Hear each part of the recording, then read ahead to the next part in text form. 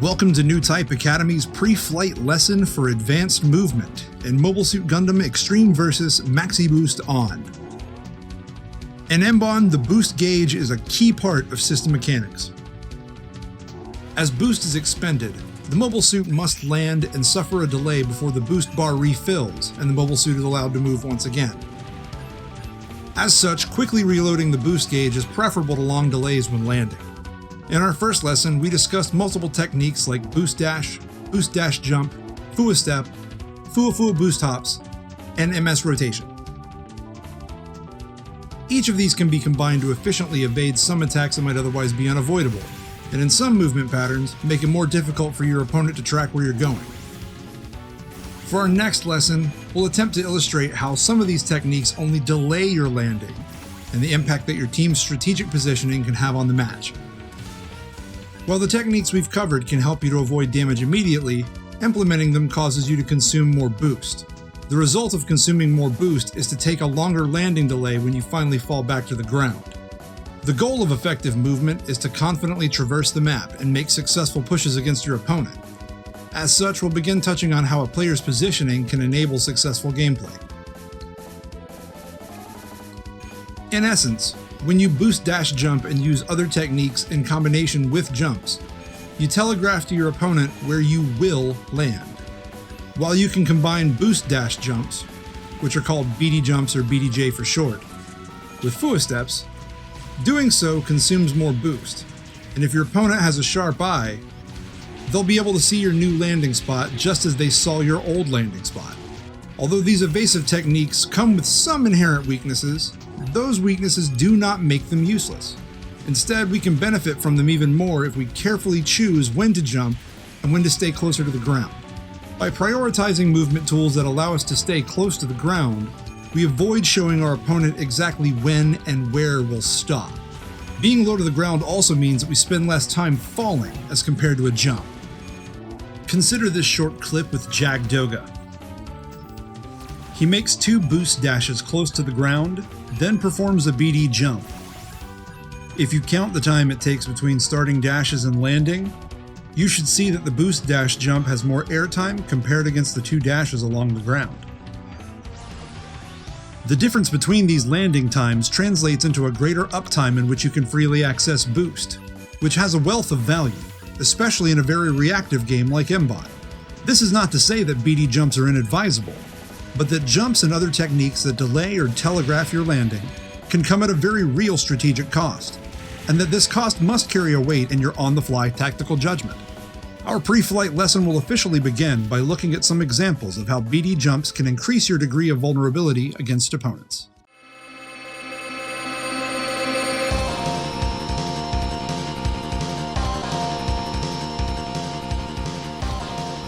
This is a classic example of a bad BD jump.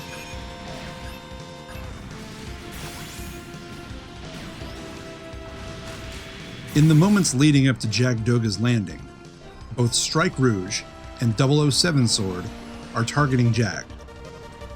Because Jag is in the air, a landing point and time can be estimated based on his altitude. Rouge and 7 Sword are able to approximate when this landing will take place, and by preemptively firing their weapons during the final portion of Jag's descent, this ensures that the projectile tracking finds its mark on a stationary target, thus securing a hit on Jag. Although the Jag player is only staggered in this example, they have taken 117 damage out of the suit's 580 health maximum. Considering that this equates to just over 20% of its total health, this amount of damage is valuable. Lastly, notice the positioning of Jagdoga with respect to all other players on the field. They've wound up ahead of their partner, Full Saber, because they didn't adapt quickly and reposition themselves as Full Saber withdrew from the front. To make matters worse, Jag is ultimately vector locked by Rouge and 7 Sword. If you observe the radar, you can see that Rouge and Seven Sword fire their weapons from Jag's 12 o'clock and 10 o'clock respectively, leaving Jag with few directions to escape from. This is another example of an inopportune BD jump. Here, Freedom attempts to intercept Seven Sword by trying to use a jump to gain height for a better vantage point to fire from.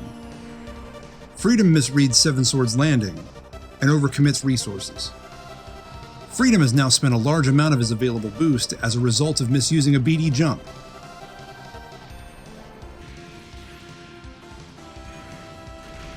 And because of that, is now surrounded by Seven Sword and Crossbone 1, from the front and rear, respectively. If Freedom had stayed closer to the ground and approached Seven Sword in a more circular path, rather than a straight line, he may have been able to reposition more quickly to protect himself and Rouge. Because he misused a BD jump, Freedom is easily downed, camped, bled for HP, and after the span of about 20 seconds, is nearly dead.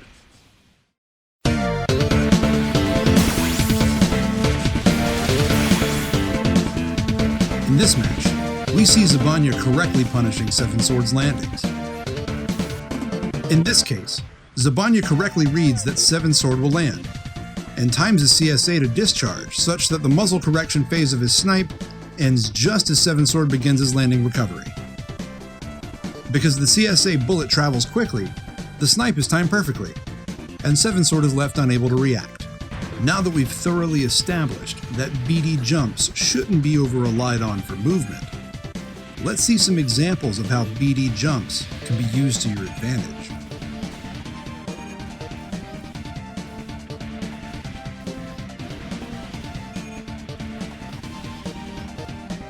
This clip very simply illustrates the advantages of a BD jump. Provided you minimize your airtime and mind your positioning, you can use a BD jump with relative safety, then combine it with swivel to rotate your mobile suit, allowing you to remain on angle with ranged shots. Doing so can help avoid accidental vernier states and keep your movement smooth.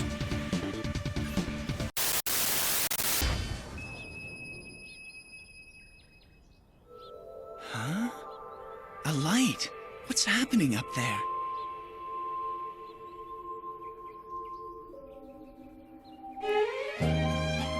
The Schmovement. Schmovement is not for everyone. Use caution when taking Schmovement. Do not take Schmovement if you're already taking Super Hernia. Stop and call a doctor if Schmovement lasts more than 5 hours. Ask your doctor if Schmovement is right for you.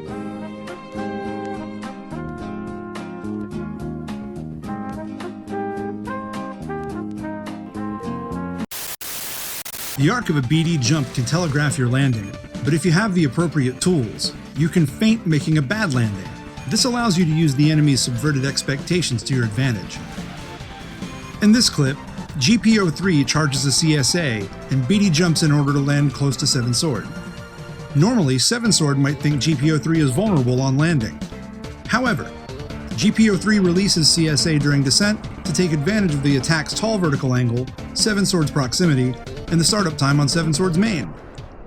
This, combined with Rouge's coordination, made the landing more favorable for GPO3.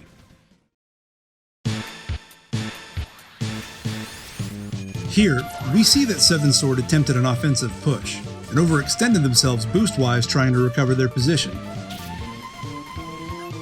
As they land, Jak Doga uses a rainbow step chained into a hop to foo a step forward, and this allows Jag to land on top of Seven Sword while firing. Take a moment to watch this scene from some different angles.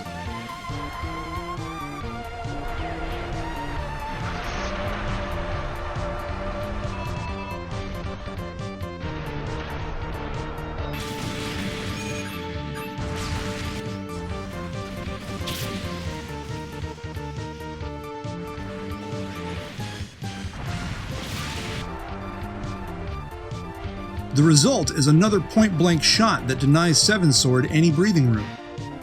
Now that we've seen how jumps can both benefit you and put you at risk, let's see what it looks like to practice the alternative. Let's consider one last clip for this pre-flight lesson. Carefully observe the movement of Jak Doga in this clip, and how it's matched against Seven Sword's movement. If you've noticed, you can see Jak Doga attack Seven Sword with a series of weapons that cause vernier animation. Jacked is remaining close to the ground, as well as maintaining a respectable distance from 7 Sword. By doing so, Jacked is able to spend boost on using these resources without having to commit meter to fueling BD jumps. That boost is effectively saved for moments where a step or Fua step would serve them better. Hopefully, these examples have given some additional clarity and context to how you can best apply the movement techniques we covered in our last session. For this flight school session, we'll be asking students to implement some of these concepts in their gameplay, and we'll be giving individualized pointers based on areas they could improve upon. If you're signing up to join our next lesson, be sure to review this video thoroughly and practice some of these movement techniques in some online matches.